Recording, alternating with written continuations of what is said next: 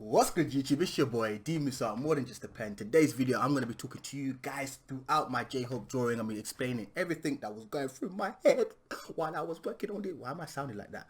Everything that was going through my head while I was working on this drawing from start to finish. So this is for beginners, advanced people that are getting into ballpoint pen drawing and just want to learn a few tips and tricks here and there. If you want to obviously check out the real-time video that is available over on Patreon if you are interested. If you're not, enjoy this video, sit back, relax. Smash the thumbs up, comment, it lets me know you guys enjoy this type of content. And if you do, I'm going to give you some more. It's that simple. You like, I give. That's what I'm asking for. Hit the like button. Just hit it. Alright, let's get right into this, guys. Enjoy the video. So obviously, to start off with, you're going to need a ballpoint pen. But again, if you're a beginner, I advise you to do this beginning part in pencil, or better yet, challenge yourself. Get comfortable with the ballpoint pen, get comfortable with making mistakes. It's part of the learning journey, it's part of it, you know what I mean? You gotta make mistakes, understand why you made the mistakes, and adapt. Simple tactics. So basically what I'm doing is I'm just drawing out the face. One thing I do recommend to a lot of people, in order to get like faces and understand how a face works, you need to understand images. Like, look at a ton of images, print them out if that helps, or put them on your tablet or something like that, and start doing lines. Like, get like a you can open it up on Photoshop or something if you have on your tablet. I don't know exactly what apps you guys have, because the man's not about that life, but use an app where you can draw lines and try and measure out things with the lines across, and then start applying those little tricks and tips to your drawings as well. That's something that I used to do when I was a kid. I used to print out all the images in the library, and I will fold it to multiple times and start working in like little sections. So it was kind of like grid, but it wasn't grid, if you know what I mean, because grid, obviously you measure it out, you draw it on the page and all that stuff, whereas me, I just used the paper and folded it. So that was like, I guess that's why I've developed this freehand type of drawing. See what happens when I start talking on camera, all these things come back to me and I'm like, yo, I used to do this type of shit, you know what I'm saying? So yeah, I used to do that, print out images and fold them. So here is the fun part, the shading. Okay, no, it's not really, is it fun? No, it really ain't fun. It's long. This is the long part, the part that people don't like, the part that people lack patience. This is it. When it comes to doing the layers, light strokes, heavy strokes, all that stuff, this is the part that people don't like, but it is part of it. When it comes to ballpoint pen, you have to have patience. That's like rule number one, or else your drawing is not going to come out the way you want. So we started with the left eye. As always, I like to start with the eye, simply because the eye is the root to the soul, and I feel like eyes, if you get the eyes right, you're heading in the right direction. If you get the eyes wrong, scrap the whole drawing, because yes, the eyes are probably the most easiest way to notice if a drawing is on or is totally off. So yeah, I like to work on the eyes first, but I normally work on one eye, go down the face, come up to the nose, and then I'll do the nose, and I'll work on the second eye, because for me, the nose is a very easy way for me to measure out where the second eye is gonna be, if that makes sense. So I draw one eye, come down, do the nose, and I'll draw the second eye. But right now we're focused here. Here right now, I'm working on my shading. As you see, I'm just building it up, layer after layer after layer, very slowly. I'm in no rush in particular. This pen, I like this pen a lot. The nib is very thin, it's like 0.5. So the amount of ink that comes out is limited, and the strokes are very thin. In order to get like a really realistic type of shading, your lines really need to be close together. Like, that's something that is vital. Your lines need to be as close together as possible, or else it's gonna look like a sketch. It's gonna look like a sketch if the lines are like really loose and far from each other. So when it comes to trying to get a drawing to look realistic, you definitely wanna try and keep the lines as close as you can to one another. Also, make sure to always wipe your pen. I know that's a difficult part for a lot of people. That's why you get these like blobs and unnecessary streaks on your drawing, is because you don't wipe your pen. Don't worry, it's okay. It took me a very long time to get used to the whole wiping of the pen situation. But like I was mentioning earlier, you can see it here. I've done the eye. Now I'm going down to the nose, and I'm working on the nose now. So that way I can come back up and measure out where I want the eye to be. in that sense, if that makes sense. That should make sense. Did that make sense? That did make sense. The hair, when I sketched out, it was off. The hair was definitely off, but obviously that's why I said to just sketch very lightly, and that's why I said also, if you're a beginner, use a pencil, because the sketch is the one that you need to take your time on, but it's okay if it's off a little bit, as long as you acknowledge it whilst you're applying layers and working on the drawing. Then you will be alright, because you can make adjustments as you go along.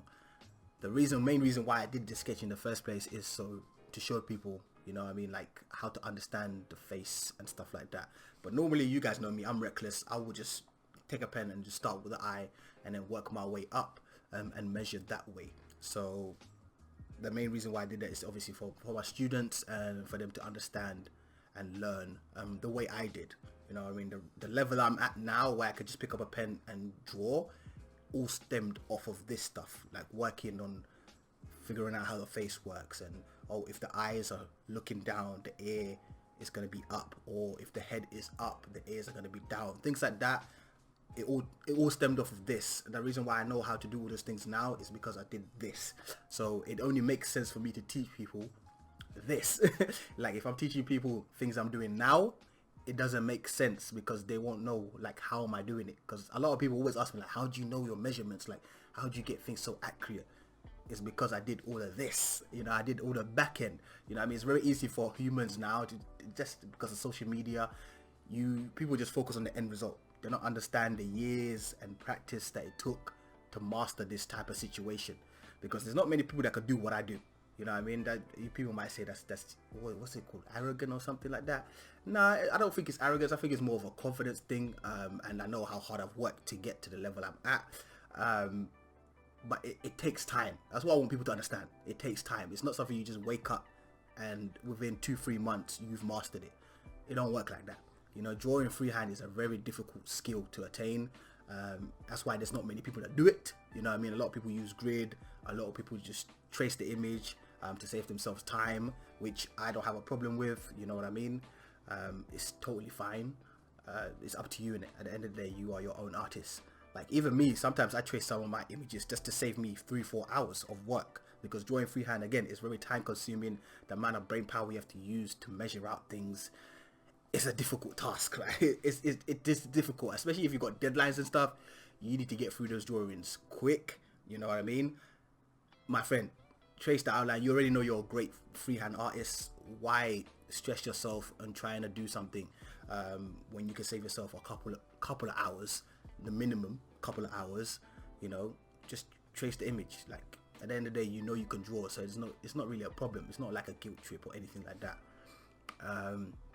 But as you can see with this drawing, we're just working slowly, you know what I mean, like very slowly.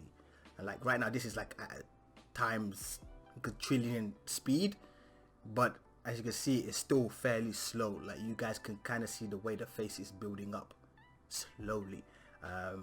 So patience is huge. Yeah, I don't know what else to add to this. You just gotta chip away. Again, light source. Let's talk about light sources and stuff like that. From this image, you can clearly see that the light source is coming from the right hand side, and that's why his left side of his face is the darkest, because that's how shadow and lighting works.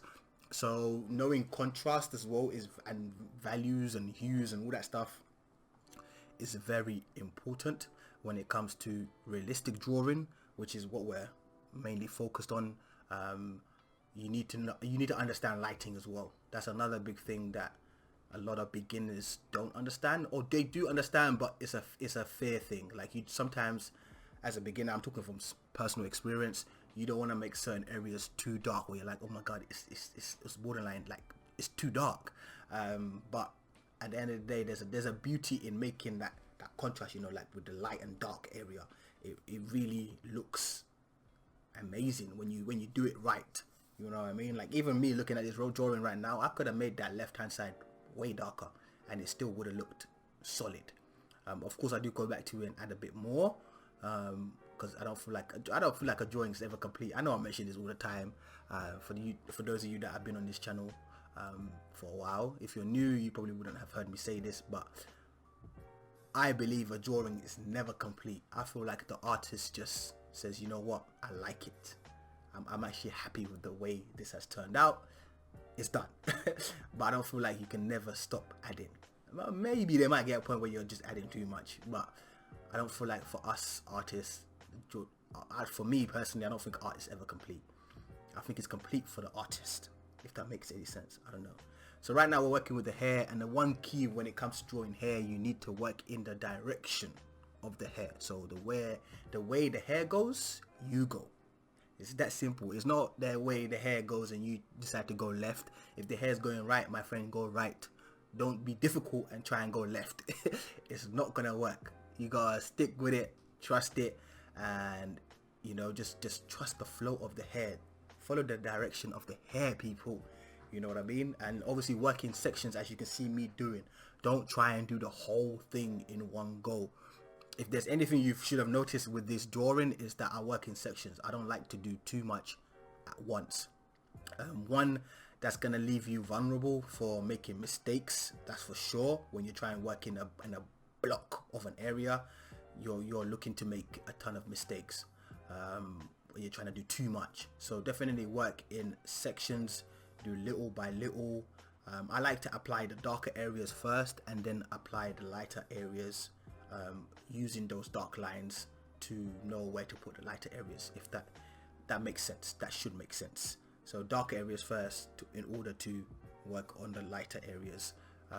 That's just the way I like drawing hair. Some people like to do the opposite, light areas first and then apply the darker areas after, which is totally fine. It's up to you. You are the artistis, you are the studentis.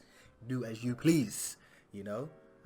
As long as the outcome is satisfying and you are happy with it, it's all goody. But yeah, the hair was a lot of fun, but again, it takes a lot of time, there's a lot of patience, it's a lot of work. But yeah, J-Hope, your hair, I'm digging this. I'm digging this type of hair. What do you call this? A bob? It's not a bob, right? What do you call this hairstyle? Let me know in the comment section what do you call this hairstyle. But anyways, the ear I did a bit too small, but as you can see, because I drew the sketch so lightly, I made adjustments, and you won't notice them when I'm done. I enjoyed this drawing. I did a lot. I like black and white drawings simply because it's still fascinating to me that this one tool, this one pen, can create all these shades, like all these different tones are created with this one tool. You know, and I've been using this tool since I was 8. I'm 27, so that's almost 20 years of me using this tool, and I'm still fascinated by the way the pen can produce so many different tones. I find that so incredible. You know what I mean? Again, making another adjustment, the neck, I feel I drew it too small. So of course, making adjustments. That's the best part about drawing and learning, is to obviously see your mistake, adjust your mistake, and realize that next time I know not to do that and do like this. Like I always tell you guys, I'm still learning. You know what I mean? A lot of people don't want to hear that. They're like, a lot of people tell me, "Oh, Mr. You're such a pro." I am not. I'm good at what I do, but I'm always open to learning and learning new things about this amazing tool. And I am every day I draw, I am learning something new about maybe pressure control or layers, or just the way to hold the pen. Like I'm always learning. And I know some people are like, how is that possible after almost 20 years? My friend, I'm telling you, this tool is incredible. What you can do with it, it's pretty insane. I love it. I love this tool. You know what I mean? And that's what my channel is focused on. My channel is focused on the ballpoint pen, and that's what I try to promote. So when people always like, I'll try something different, try using different mediums, that's not my channel. You're on the wrong channel. This channel is about ballpoint pen, and I know it's not that popular, which is what I've come accustomed to. I'm used to it now, not being that popular. But as long as I'm reaching certain amount of people, like even if it's just 100 people from this video or from this channel, you know, that are getting affected in a positive way through my art, I'm good. I'm happy. You know what I mean? Of course, I would like millions to be interested in ballpoint pen, but the reality is there's not millions that are interested in ballpoint pen. So hopefully you guys found this voiceover helpful. Maybe you found something in here that I've said. I know I'm waffling a lot, but hopefully you heard something that caught your attention and thought, okay, that's an interesting thought. Here to end it, I'm just doing obviously the jacket, coat, you want to call it coat? Was it suit, blazer? We call it blazer. I'm just finishing off the blazer, and that is it for this video. I hope you guys enjoyed it. I know I enjoyed this drawing, and more to come. Let me know if you guys enjoyed this voiceover, of course, in the comment section, and I will keep these voiceovers coming for you guys. Yes, if there's any specific topic as well you would like for me to talk about, let me know and I'll try and get it done. Alright, so there you have it. That is my J-Hope drawing. Hopefully you guys enjoyed that voiceover. If you did, smash the thumbs up. If you're new to my channel, subscribe. Here we do ballpoint pen art. That's what our main focus is. Every now and then we do like to mix it up, but our main focus is ballpoint pen. So if this is a tool that you are interested in, there's plenty of tutorials on here. Again, if you are interested, there's plenty of real-time tutorials over on Patreon. We've drawn things like Black Panther, Killmonger, Spider-Man. We've drawn, again, J-Hope. We've drawn Dobby. There's so many stuff. Lips, hair, layering. There's a ton of tutorials on there for you guys to enjoy. So head over there. Link is in the description if you are interested. And I will catch you guys in the next video. Thank you for watching. Peace.